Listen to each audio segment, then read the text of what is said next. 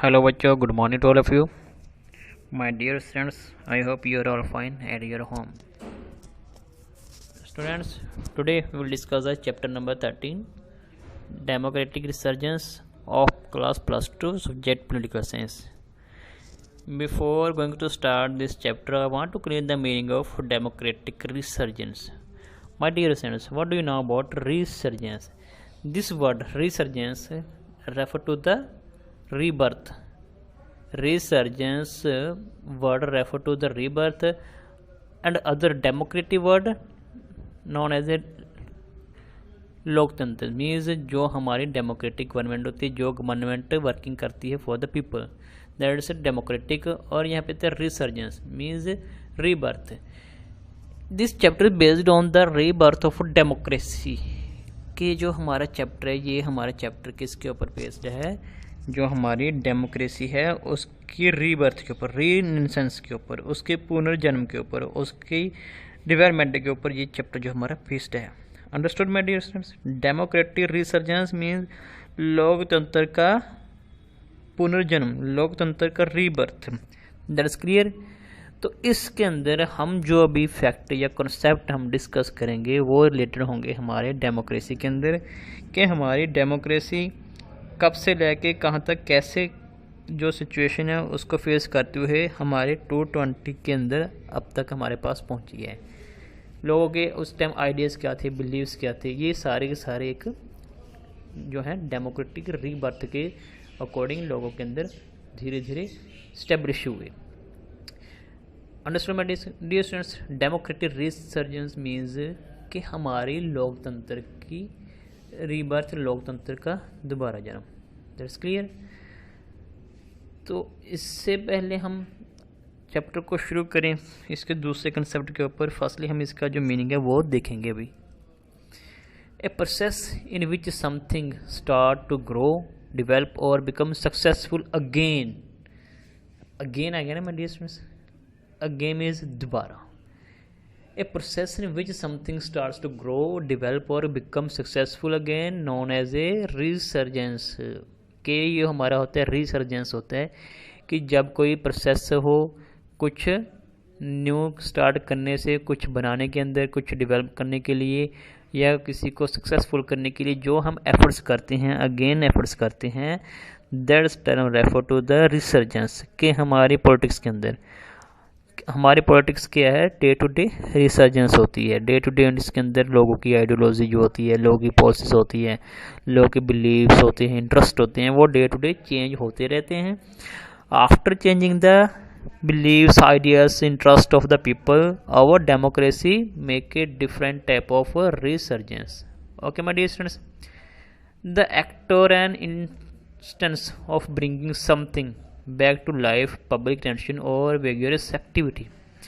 कि जो भी हम अपने एक्ट करते हैं किसके लिए? समथिंग बैक टू लाइफ, कि हमारी लाइफ है या हमारी ऐसी कोई पॉलिसी है जिसके अंदर बहुत सी ऑब्स्टेकल आ गई, हम ऑब्स्टेकल को ख़त्म करने के लिए हम बैक करते हैं अपने आप को। बैक करने के बाद जो हमारे पास उसके कॉन्सिक्वेंस होते हैं, वो कॉन्सिक्वेंस क्या कहलाते हैं? हमारे रिसर्जेंस कहलाते हैं।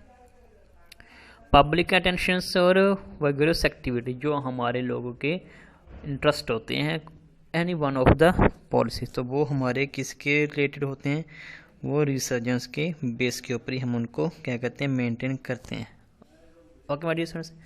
तो ये जो चैप्टर है हमारा, ये चैप्टर बेस्ड है हमारी जो उस टाइम की रिसर्जेंस डेमोक्रेसी की इन द ईयर ऑफ 1970। ये जो हमारी चैप्टर बेस्ड है, ये हमारा 1973 की जो डेमोक्रेसी है उसके ऊपर बेस्ड है। कि उस टाइम जो हमारे स्कॉलर हुए थे, रिफॉर्मर हुए थे, वो अपन डेमोक्रेसी को कौन सी एक जो है न्यू रे देना चाहते थे, न्यू होप ऑफ द रे देना चाहते थे, या एक सनलाइट के जरिए उसको दिखाना चाहते थे कि हमारी डेमोक्रेसी के अंदर बहुत से क्या हैं? रिफॉर्म्स हैं, बहुत सी इसके अंदर वे हैं जो हमारी डेमोक्रेसी को डे टू डे लोगों की बेटरमेंट के लिए काम करना, बनाना चाहते हैं। Okay my dear students? तो इसके अंदर हम सबसे पहले बात करेंगे कि एमरजेंसी जो हमारे इंडिया के अंदर थी वो क्या थी। एमरजेंसी के कंसेप्ट को क्लियर करेंगे, क्योंकि all chapter based on the emergency and social movement of the Indian people, जो उस टाइम के इंडिया के लोगों ने मूवमेंट किए थे। ये जो हमारा चैप्टर ये सारा उसी के बेस के ऊपर क्या है काम करता है।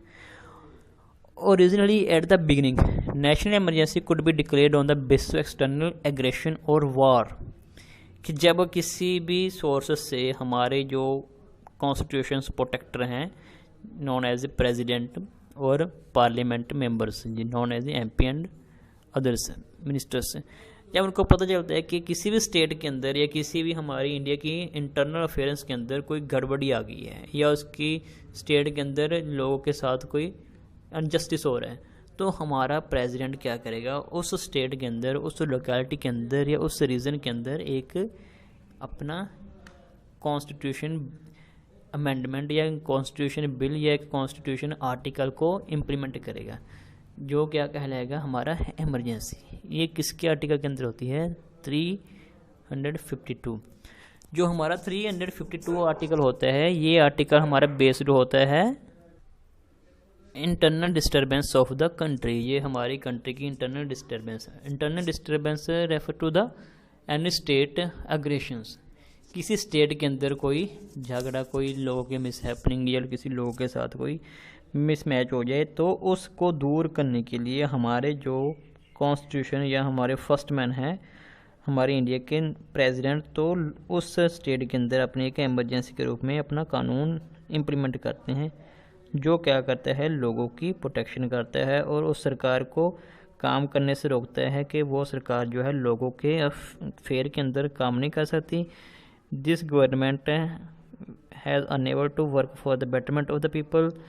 ऑल द एडमिनिस्ट्रेशन फंक्शंस किसके अंडर हो जाते हैं? हमारे प्रेसिडेंट के अंदर। तो ये हमारी होती है अग्रेशन होती है किसी इंटरनल अफेयर के अंदर। हमारे जैसे राष्ट्रपति राज जो हम इम्प्लीमेंट होता है हमारी इमरजेंसी के अंदर, ये 352 के अंदर होती है, कि जिसके अंदर सारी की सारी जो स्टेट की पावर होती हैं वो सेंटर के पास चली जाती है और स्टेट गवर्नमेंट क्या हो जाती है? फेल्ड हो जाती है, उसके पास कोई पावर नहीं रहती, वो किसी के लिए कोई कानून या कोई एक्ट पास करने के लिए वो अनेबल हो जाती है। Okay my dear students, during a national emergency many fundamental rights of Indian citizen can be suspended, कि हमारे बहुत से राइट्स होते हैं, rights of living, rights of education, rights of earning money, तो ये सारे सस्पेंड हो जाते हैं क्योंकि लोगों की प्रोटेक्शन नेसेसरी है अदर देन राइट्स, कि राइट्स के अंदर लोगों की प्रोटेक्शन ज़्यादा ज़रूरी है।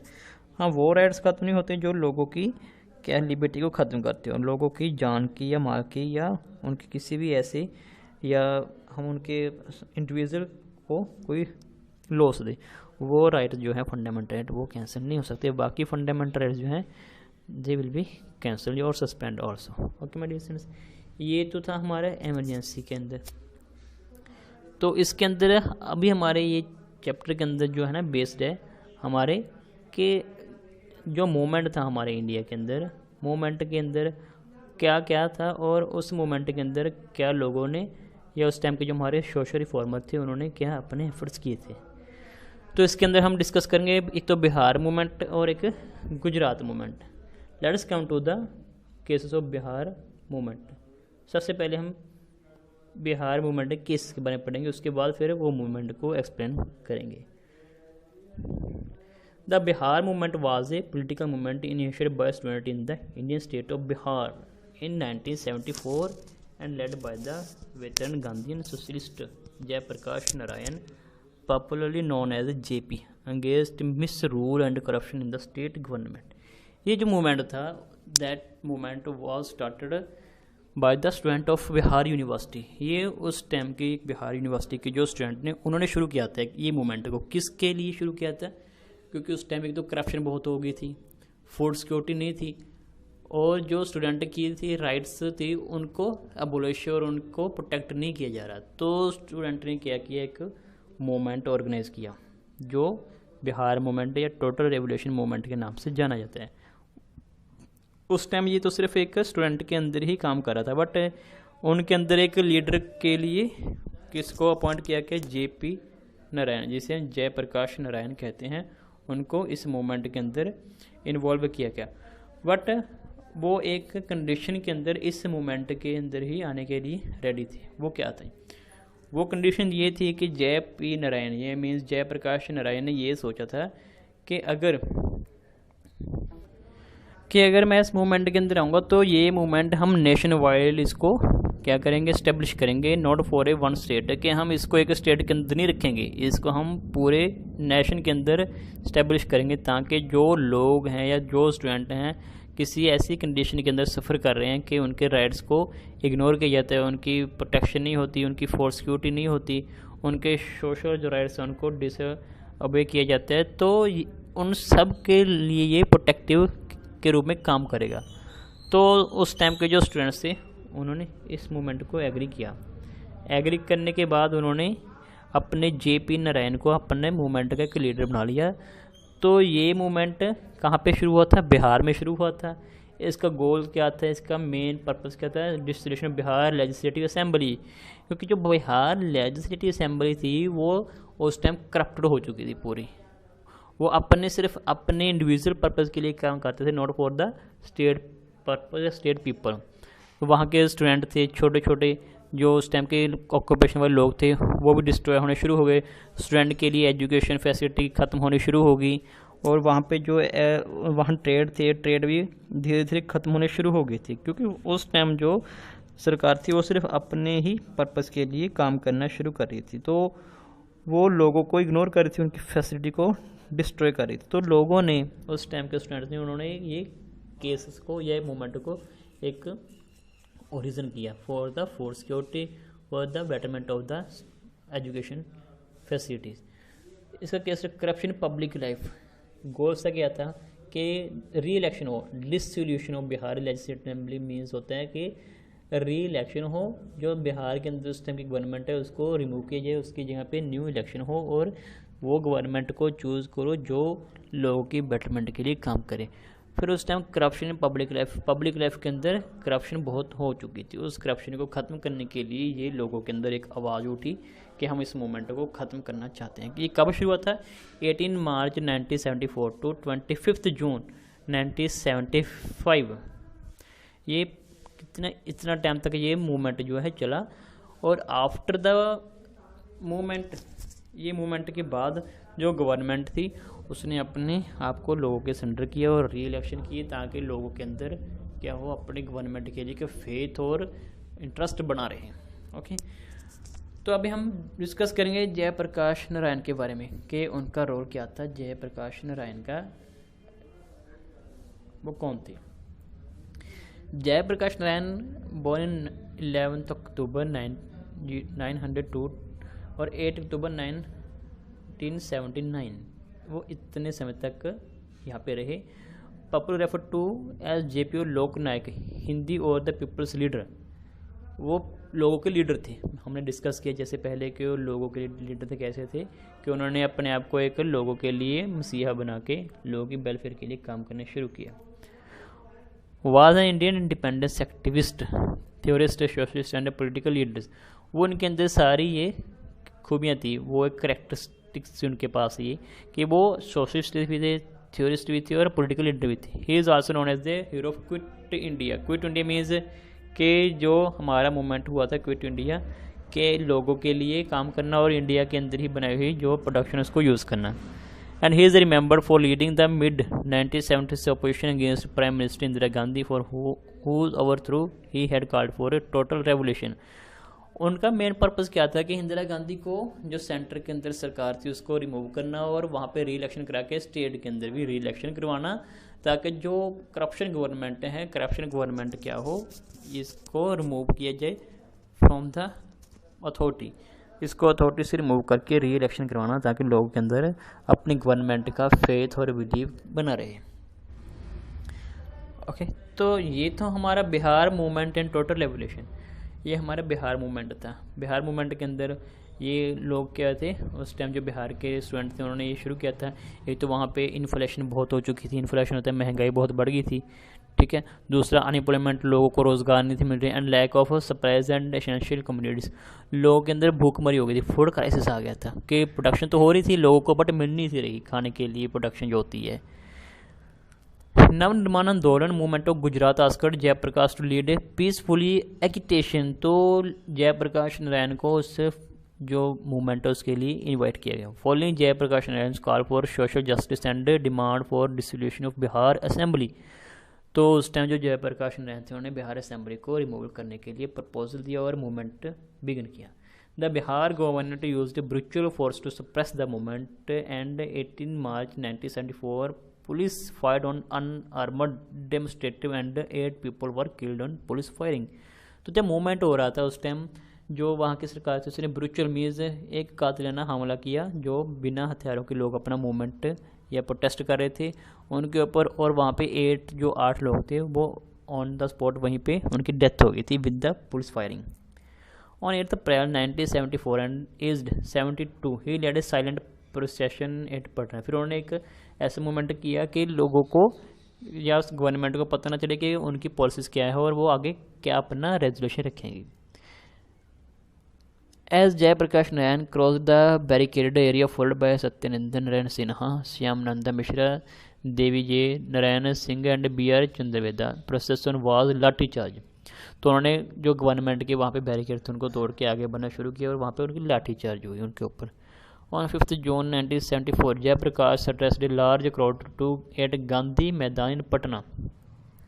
फिर पटना के गांधी मैदान के अंदर लोगों को एक एड्रेस किया, भाषण दिया कि हम लोग अपने लिए लड़ रहे हैं, आप भी हमारा साथ दो ताकि हम ये बिहार असेंबली को डिसॉल्व कर सकें। He declared this revolution friends we are not there merely to see the Vidhansabha dissolved. ये हमारा जो मूवमेंट है सबका साथ होना चाहिए ताकि हम अपनी विधानसभा जो असेंबली उसको डिसॉल्व कर सकें, उसको ख़त्म कर सकें। फिर उसके बाद ये जो धीरे धीरे जाने चलती रही, ये हमारा जो मूवमेंट था बिहार का जयप्रकाश नारायण द्वारा बिगिन किया गया with the help of students. तो धीरे धीरे ये इंडिया सेंटर तक पहुंच गया। ये after 7 years of freedom people of this country are record of by hunger, rising prices, corruption, oppressed by every kind of injustice. It is total revolution, we want nothing less.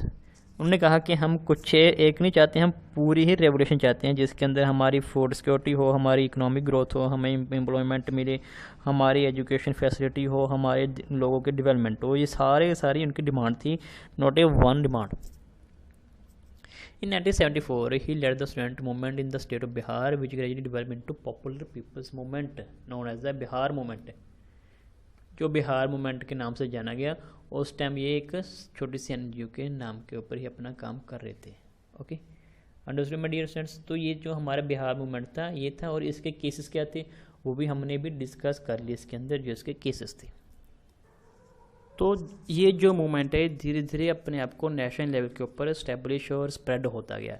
इसको देखते हुए उस time के जो हमारे government के अंदर authority के अंदर थे हमारे इंदिरा गांधी सरकार, तो उन्होंने किया उसके अंदर एक अपनी एमरजेंसी को लगा दिया। एमरजेंसी मीन्स कि गवर्नमेंट को वहाँ पे फेल करके सारे का सारा राज अपने हाथ में ले लिया, और जो उस टाइम वहाँ का मूवमेंट था उसको ख़त्म करने के लिए एफर्ट्स किए। वो क्या कहते थे कि हम इसको ख़त्म करना चाहते हैं, बट जयप्रकाश नारायण कहते थे कि इंदिरा गांधी रिज़ाइन करे और लोगों के लिए जो काम नहीं कर रही सरकार उसको रिमूव करे और री इलेक्शन हो। तो वहाँ पे जो हमारा इंडिया के अंदर सेंटर के अंदर रामलीला ग्राउंड था उसके अंदर बहुत से लोग इकट्ठे हुए जिनकी सिर्फ ये मांग थी कि सिंहासन खाली करो, कि जनता आती है, कि जनता का सिंहासन है, आप इसके ऊपर बैठ के हमारे लिए हमारे वेलफेयर के लिए कानून नहीं बना सकते तो आप इसको छोड़ सकते हो। तो ये टोटल रेवोल्यूशन था। उसके अंदर एमरजेंसी जो थी 25 जून 1975 को जो रात को एमरजेंसी लगा दी की। उस टाइम जो मोरारजी देसाई थी अपोजिशन लीडर थे उस टाइम के अंदर, उन्होंने इस मूवमेंट का साथ दिया और